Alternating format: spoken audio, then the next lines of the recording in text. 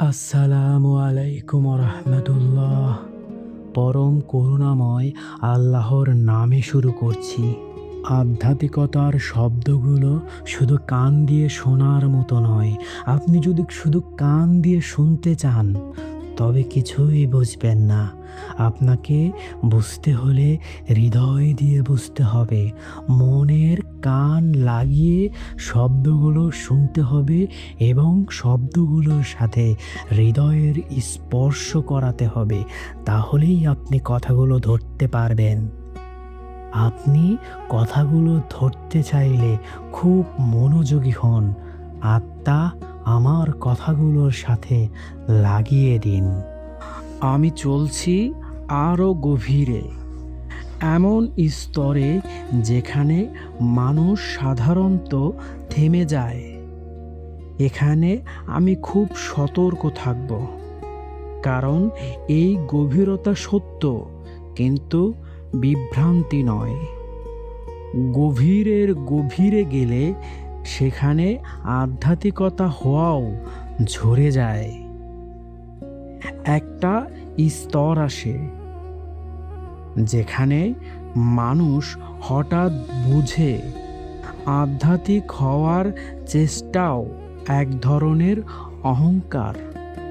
এই উপলব্ধি খুব নরম।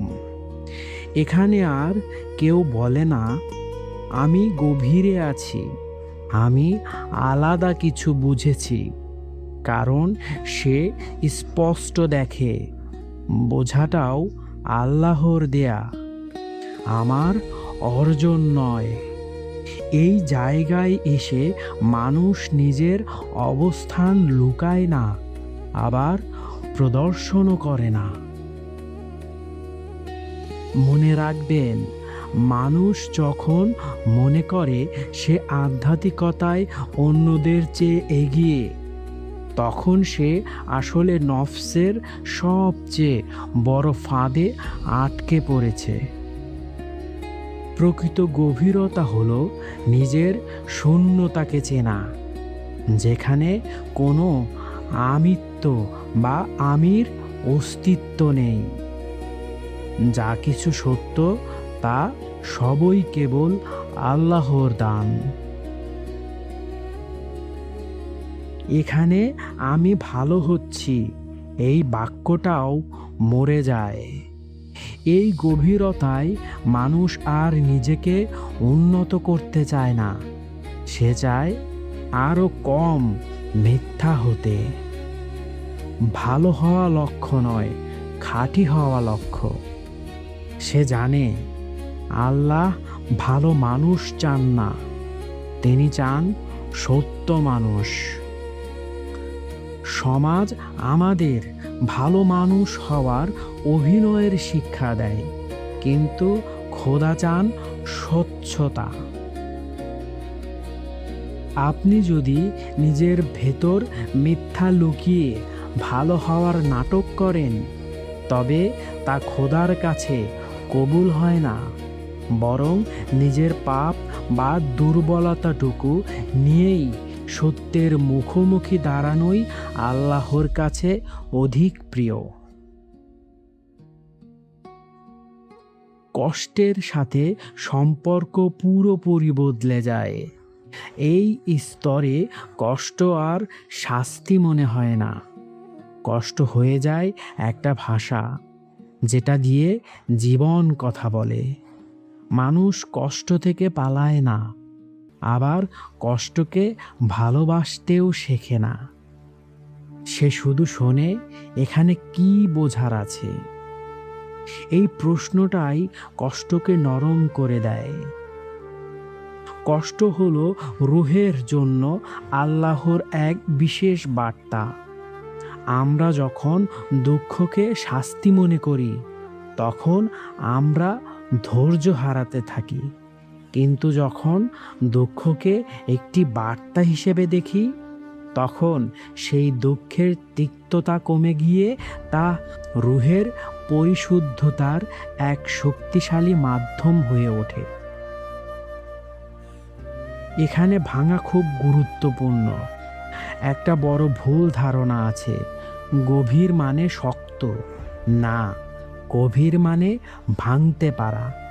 এই স্তরে মানুষ কাঁদতে পারে, দুর্বলতা স্বীকার করতে পারে, আমি পারছি না এটা বলতে পারে, এবং এটাকে ঈমানের ব্যর্থতাও মনে করে না, বরং জানে ভাঙ্গনই অনেক সময় দরজা।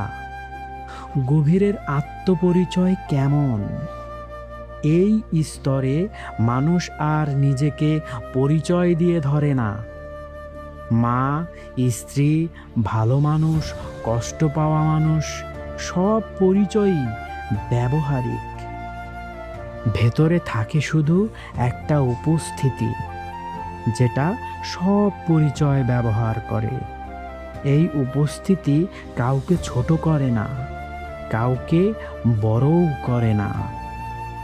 মানুষ নিজেকে শক্ত বা পাথর বানানোর চেষ্টা করে, কিন্তু আধ্যাত্মিকতায় তারাই সফল যারা ভেঙে যেতে পারে।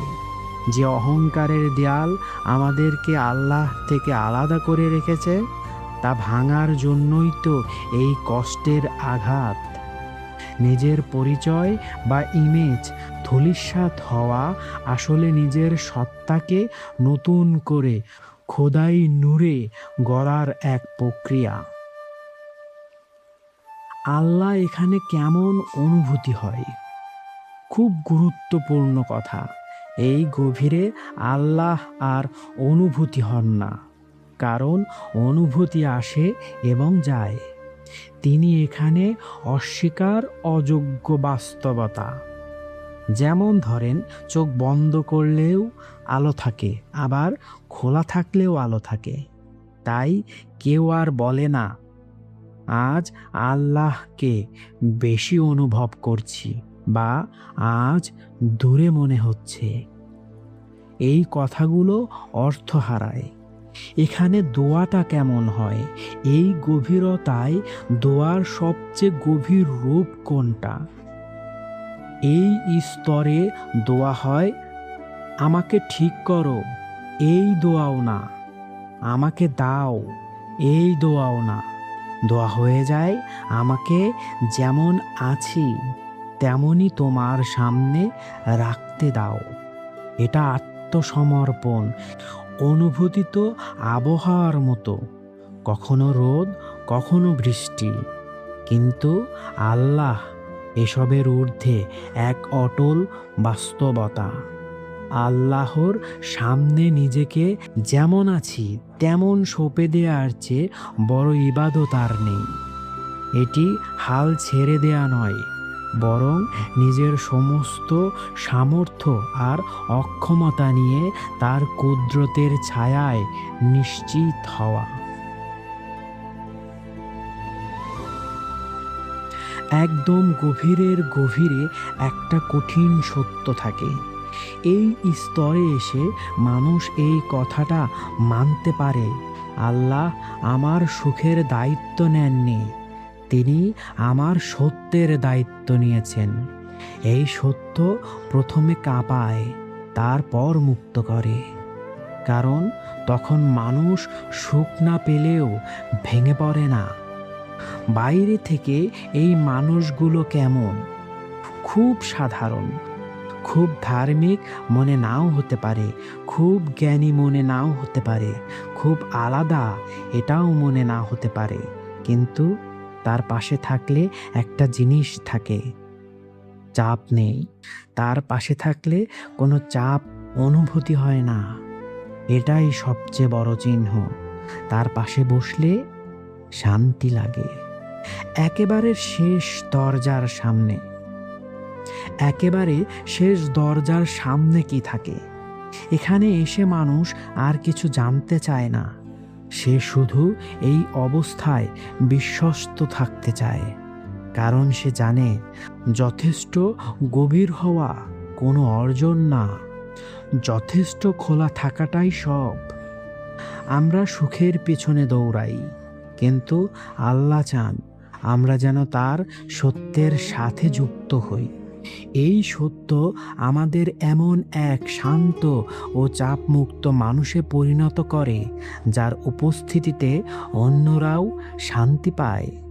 এটাই খোদাই বন্ধুত্বের লক্ষণ।